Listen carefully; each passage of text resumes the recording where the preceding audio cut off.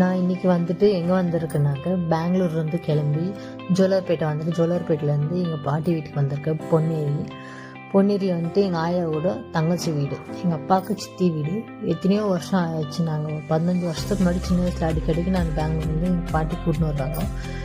நாங்களாம் இல்லைன்ற மாதிரி அவங்க தவிச்சிட்டுக்கிறாங்க. ரொம்ப வருஷம் ஆச்சு நான் வந்து இந்த பாட்டி வீட்டுக்கு, எங்கள் ஆயா வீட்டுக்கு. என்னை கை பிடிச்சின்னு என்னை ரொம்ப இப்போனா வந்து பார்த்தியே அப்படின்ட்டு ஃபீலிங்கில் ரொம்ப அழுதுன்னு இருக்காங்க. அப்புறமா ஆசையாக யாரும் இல்லை, தாத்தாவும் இறந்துட்டாரு, நான் மட்டும்தான் இருக்கேன், யாரோ சொந்தக்காரங்க பார்க்குறாங்கன்ற மாதிரி சொல்லியிருந்தாங்க. ஆசையாக எனக்கு 2 புடவை கொடுத்தாங்க ஆயா. வேண்டான்னு சொன்னாலும் கேட்கல.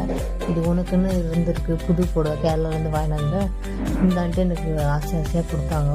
நல்லா இருமா அப்படின்னு சொல்லிட்டு எந்த அளவுக்கு பாசம் வச்சுருக்குறாங்க. இப்போனா வந்து என்னை பார்க்குறதுக்கு அப்போ வயசாகிடுச்சு எனக்கு ரொம்ப அப்படின்ட்டு ஃபீல் பண்ணி சொல்லின்னு அழுந்தாங்க. அழாதாயா சுமார் அழாது.